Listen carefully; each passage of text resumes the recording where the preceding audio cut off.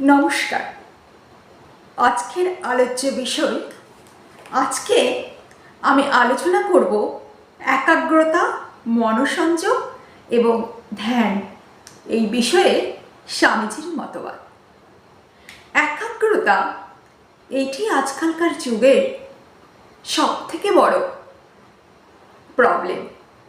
এখন এত নতুন আধুনিকতার যুগ, মোবাইলের যুগ, তার জন্য আমরা কোনো বিষয়ে একাগ্র হতে পারছি না। কিন্তু সমগ্র সফলতার একমাত্র চাবিকাঠি হলো এই একাগ্রতা।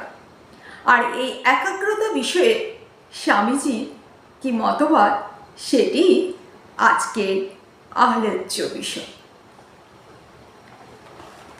ধ্যান, মনসংযোগ, একাগ্রতা প্রভৃতি শব্দ এবং প্রসঙ্গগুলি স্বামীজির বক্তৃতা, চিঠিপত্র এবং রচনাবলিতে বারবার এসেছে। বিদেশে একটি বক্তৃতায় তিনি মনের মধ্যে নিহিত অশেষ শক্তির কথা বলতে গিয়ে বলেছেন, তিনি 30 বছর কঠোর চেষ্টা করে মনশক্তির কিছু আয়ত্ত করেছেন এবং যা শিখেছেন 6 বছর ধরে তাই তিনি তার লোকের মধ্যে প্রচার করেছেন।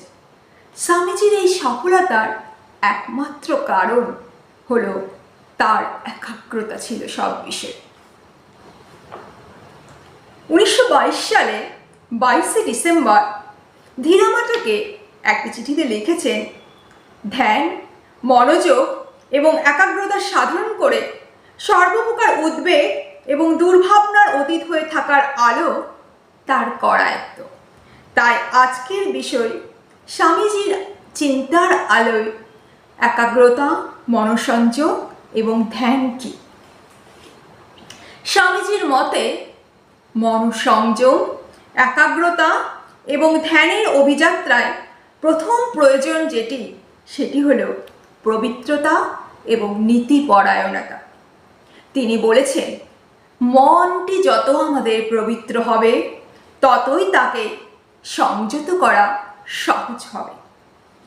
মনসংযমের অনুশীলন বিজ্ঞানসম্মত, ধীর, শান্তিপূর্ণ, নিরাপদভাবে শিক্ষা করা উচিত। প্রথম যেটি প্রয়োজন সেটি হলো সুনীতিপরায়ণ হওয়া, কারো কোনো অনিষ্ট না করা, পূর্ণ পবিত্রতা এবং কঠোরতা। স্বামীজির মতে যে শক্তি আমাদের ভারতের সনাতন ঋষিদের মধ্যে রয়েছে, সেই প্রত্যেকটি শক্তি আমাদের মধ্যেও রয়েছে। এই শক্তিকে জানার এবং নিজের চিরন্তন সম্পদ রূপে চিনে নেওয়ার জন্য প্রধান মন্ত্রটি হলো আমাদের এই মন। মন, বুদ্ধি, চিত্ত, অহংকার সমন্বিত আমাদের যে অন্তঃকরণ, স্বামীজি অনেক সময় তাকে সকলের সহজবোধ্য হওয়ার জন্য একযোগে মন বলে বুঝিয়েছেন। বেদান্ত মতে মনের লক্ষণ সংশয়, যাব কি যাব না, করব কি করব না, এটি মনের লক্ষণ, সর্বদা সংশয় এর মধ্যে থাকা। কিন্তু আমাদের বুদ্ধিটি হলো আমাদের নিশ্চয়তা দান করে, যে নিশ্চয় বা সিদ্ধান্ত করতে পারে। মনের মধ্যে যে দোলাচল চলছে, আমি যাব কি যাব না, এইটার প্রকৃত উত্তর দেবে আমাদের এই বুদ্ধিটি। বুদ্ধির কাজ হলো আমাদের সিদ্ধান্ত নেওয়া। মনের দোলাচলকে থামিয়ে সে এই জাতীয় সিদ্ধান্ত নিতে পারে, হ্যাঁ আমি যাব, কিংবা না আমি যাব না। চিত্তের লক্ষণ স্মরণ, আর অহংকার হলো আমি বোধ। মন, বুদ্ধি, চিত্তের প্রত্যেকটি ক্রিয়ার মধ্যে যে অনুসত্ব আছে। স্বামীজি বলেছেন, ভারতের ইতিহাসে এমন একটা যুগ ছিল, তখন শুধু মানুষ এবং মানুষের মন, এই একটি বিষয়ে ভারতের সমগ্র মনোযোগ আকৃষ্ট হয়েছিল, তাতেই সে তন্ময় হয়ে গিয়েছিল। ভারতের ইতিহাসে এইরকম একটি যুগ ছিল যখন মানুষের মনটি নিয়ে কালচার করা হতো। স্বামীজি বলেছেন, একটা সময়ে ভারতবর্ষে যথা নিয়মে যেমন জড়বিজ্ঞান শেখানো হতো, তেমনি মনের শক্তি আয়ত্ত এবং বিবিধভাবে তাকে প্রয়োগ করার বিদ্যাটিও বিজ্ঞানের মতো শেখানো হতো।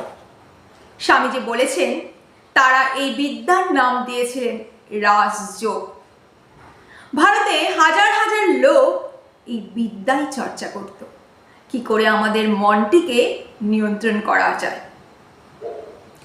এটি সে জাতীয় নিত্য উপাসনার একটি অঙ্গ হয়ে গেছে সেই সময়। স্বামীজি বলেছেন, মনের ছড়িয়ে পড়া অসীম শক্তিকে একটি জায়গায় সংহত করে আনার নামে কি জানো?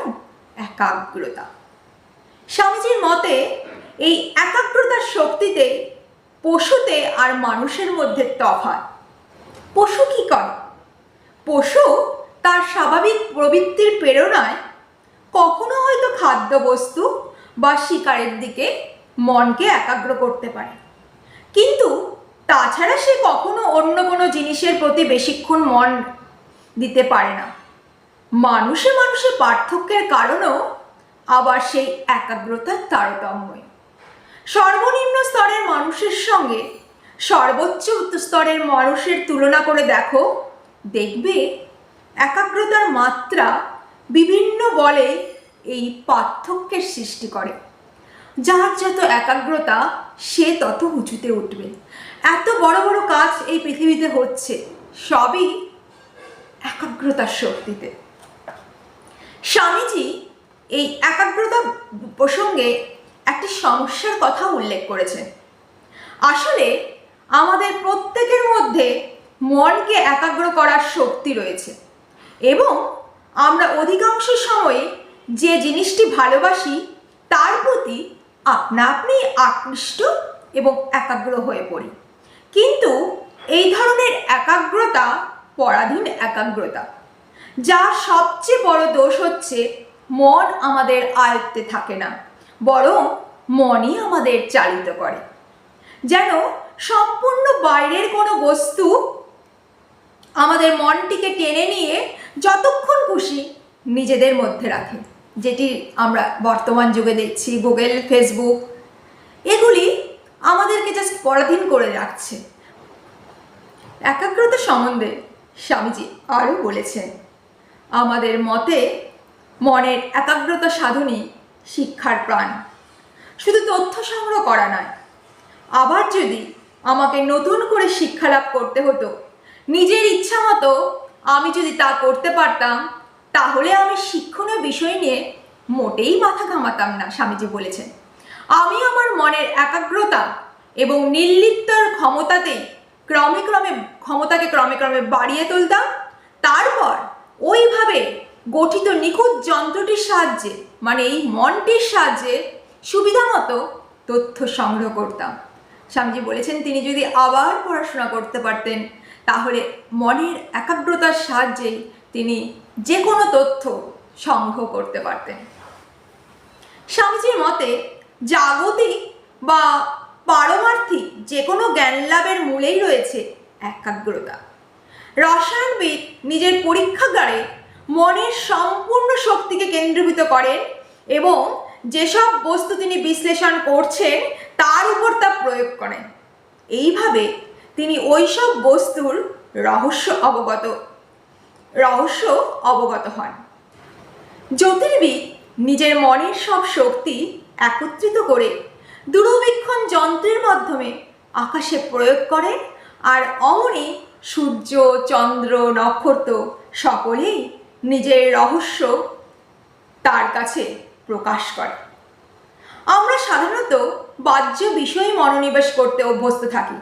আমাদের সমাজ এবং সমাজে প্রচলিত শিক্ষা ব্যবস্থাতে সেই শিক্ষাটিই দেয়, কিন্তু বাহ্য জগতের মতন আমাদের অন্তর্জগৎ সম্বন্ধে জ্ঞান লাভেরও প্রধান উপকরণ কি জানো? স্বামীজি বলেছেন, এই মনটি।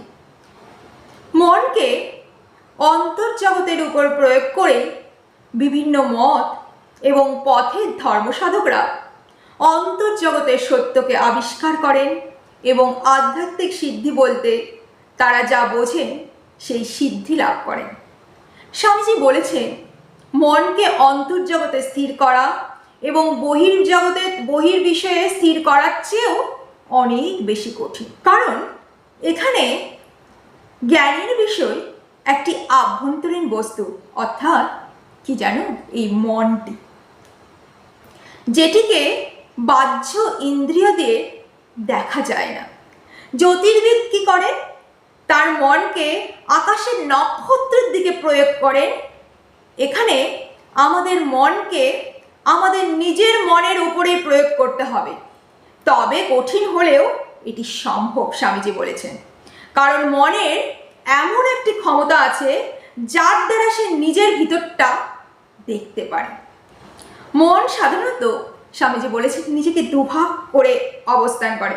স্বামীজির ভাষায় মনের এক ভাগ নানা বিষয়ের উপর ঘুরে বেড়াচ্ছে, আরেক ভাগ সাক্ষী রূপে অনুভব করছে যে মনটি ঘুরে বেড়াচ্ছে।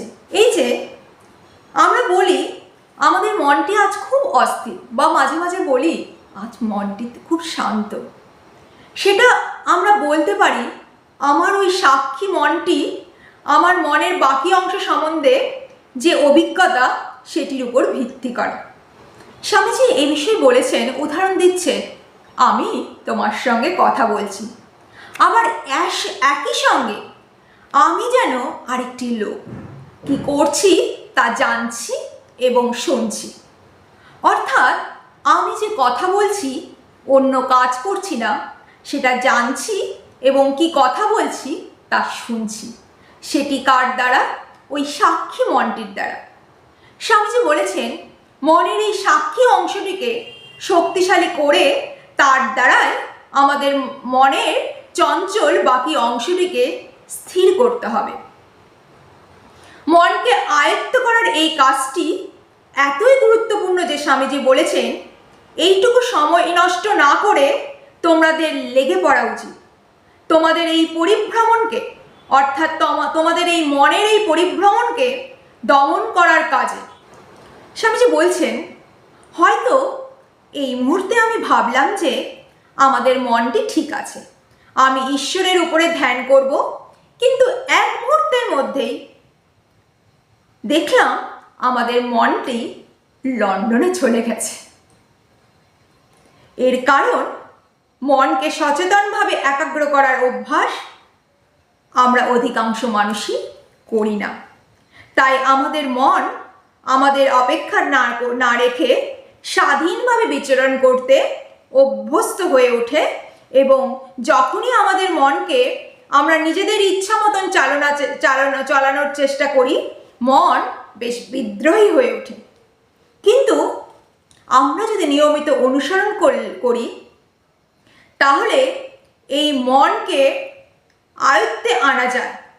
স্বামীজি উদাহরণ দিচ্ছেন, যেমন সূর্যের আলো যেখানে পড়ে সেখানকার আনাচে কানাচে পর্যন্ত সব কিছু সকলের চোখে দৃশ্যমান হয়ে ওঠে, তেমনি সাক্ষী মনের সচেতন চেষ্টায় যখন সমগ্র মনটি একাগ্র হয়ে ওঠে, তখন সেই একাগ্র মনের আলোকে এবং শক্তিতে আমাদের নিজের মনকে বিশ্লেষণ করতে পারি এবং মনের গভীরে যে চিরন্তন সত্য রয়েছে সে সম্বন্ধে জ্ঞান লাভ করতে পারি।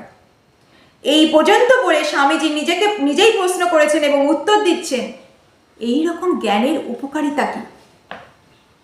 প্রথমত, জ্ঞানই জ্ঞানের সর্বোত্তম পুরস্কার। দ্বিতীয়ত, এই জ্ঞানের উপকারিতা হচ্ছে এই জ্ঞান সমস্ত দুঃখ দূর করবে। যখন মানুষ নিজের মনটিকে বিশ্লেষণ করতে করতে এমন একটি বস্তুর সাক্ষাৎ পায় যার কোনো নাশ নাই, যা সর্বত নিত্য শুদ্ধ, নিত্যপূর্ণ, যার কখনো দুঃখ হয় না, অর্থাৎ নিজেকে বোঝা, নিজের আত্মাকে বোঝা। ভয় এবং অপূর্ণ বাসনাই হলো সব দুঃখের মূল। এই অবস্থা লাভ করলে মানুষ বুঝতে পারে তার কখনো মৃত্যু নেই। সুতরাং তখন আর মৃত্যু ভয় থাকে না। নিজেকে পূর্ণ বলে অনুভব করে বলে তার কোনো বাসনাও থাকে না। এটি হলো মনঃসংযম, একাগ্রতা এবং ধ্যানের পরম লক্ষ্য এবং প্রাপ্তি। জ্ঞানপথে চলা সাধকের ক্ষেত্রে সচ্চিদানন্দ আত্মসাক্ষাৎকার, আর ভক্তিপথে চলা সাধকের ক্ষেত্রে সচ্চিদানন্দময় বা সচ্চিদানন্দময়ী ইষ্টের দর্শন হয়। এই মনঃসংযম, একাগ্রতা এবং ধ্যানকে সব সাধকেরাই গুরুত্ব দিয়েছেন এবং গ্রহণ করেছেন। এই একাগ্রতা খুব দরকার। একাগ্রতার মাধ্যমে আমাদের জীবনের সমগ্র কষ্ট দূর হবে। কিন্তু আমরা কি করছি? মনটিকে আরও বেশি চঞ্চল করে দিচ্ছি। তাই চলুন এই মনটিকে শান্ত করার চেষ্টা করি। আমাদের এই যেই মনটিকে স্বামীজি বলেছেন সাক্ষী মন, এই সাক্ষী মনটিকে যত বেশি আমরা শক্তিশালী করে তুলতে পারবো, যত বেশি আমরা সংযম করতে পারবো, ততই আমরা শান্তির পথে এগিয়ে যাব। আজ এখানে। জয় ঠাকুর, জয় মা, জয় স্বামীজি।